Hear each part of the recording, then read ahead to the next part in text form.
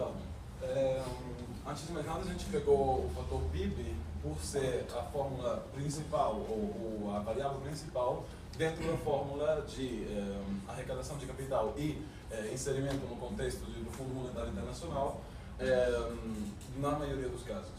Além disso, tem o fator que o PIB vamos dizer, o espelho, podemos chamar assim, daquilo que é a indústria, os trading services,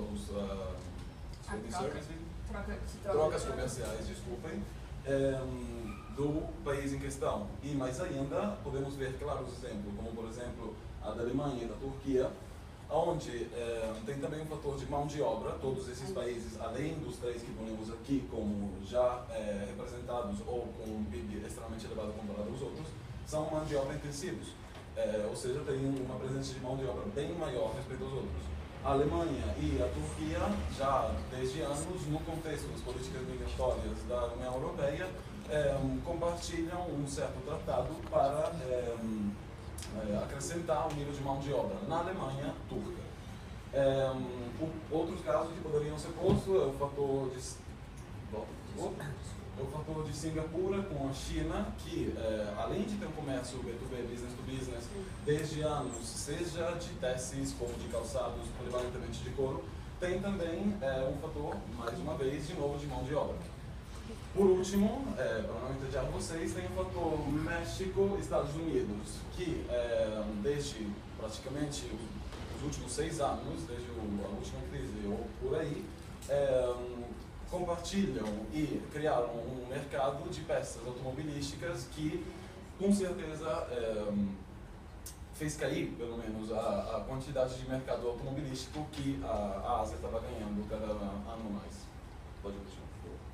As trocas comerciais de serviços, nesse contexto, são também fundamentais, porque no contexto atual da economia e das finanças, esses mercados são extremamente baratos, seja por fator cambial, que é estável, não flutuante, e com uma única variável, não são taxas duplas de câmbio. E, além disso, as trocas comerciais são importantes também porque, na maioria dos casos, a indústria, a agricultura, perdão, já foi industrializada ao longo dos últimos 50 anos. A indústria ficou por si só como tal, e as trocas comerciais foram aquilo que realmente levaram a carreta, como vocês me disseram,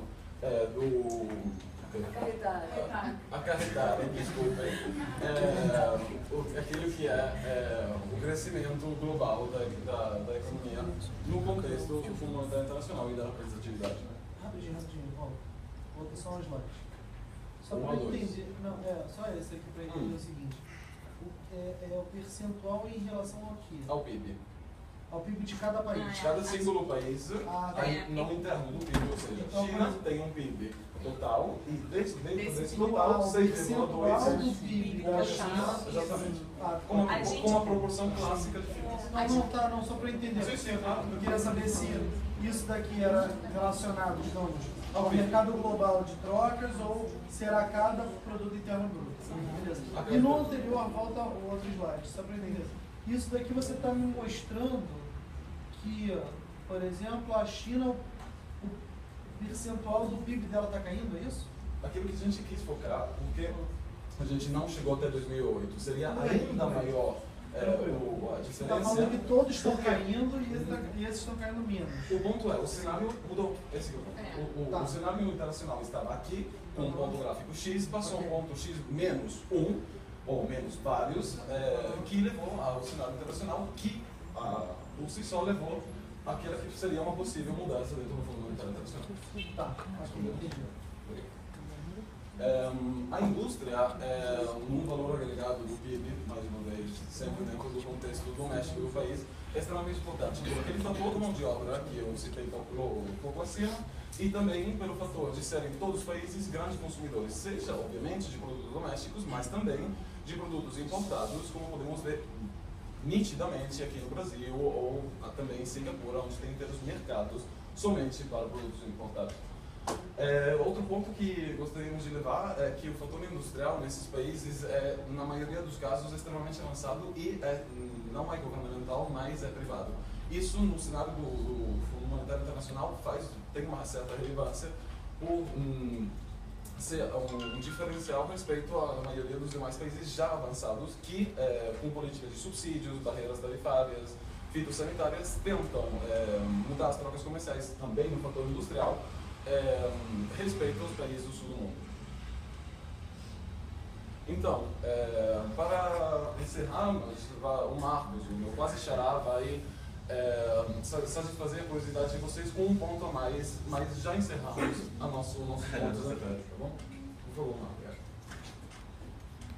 Então, boa noite. Eu queria falar sobre a reforma. A gente falou muito da reforma de 2010 e a gente não explicou exatamente por que ela não passou ainda, por que ela está, desde 2010, ainda nesse trâmite.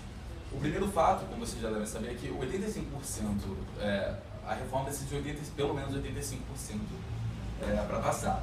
Os Estados Unidos têm 17,7% e com a reforma de 2010, a partir dela, os Estados Unidos ficaria com 17,4%, diminuindo 0,3 pontos percentuais o número de cotas. O fato que muita gente acha, que acredita, é que o Estado precisa, o chefe de Estado precisa aprovar o fato da reforma passar, e não é isso. No caso dos Estados Unidos, é o Congresso que passa, que vota isso, a favor ou não da reforma. Então, no caso, mais especificamente, são os republicanos que estão travando isso, né? O Obama já se mostrou a favor, mas ele inclusive tentou passar nesse pacote de ajuda à Ucrânia junto à reforma, não conseguiu, porque os republicanos continuam travando isso. Outro fato relevante que eu acho importante citar é que 144 dos países já deram aval, né, dos 188 países que fazem parte do FMI, 144 já deram aval, que equivale a 76%, né, das cotas, mas como os Estados Unidos têm poder de veto, ainda não conseguiu passar. Eu acho que é basicamente isso. Tem poder de veto, assim, pela quantidade de cotas. Sim, de cotas, exatamente. Acho que é basicamente isso. A gente agradece a atenção de vocês. Obrigado. Tenha uma ótima noite. Isso.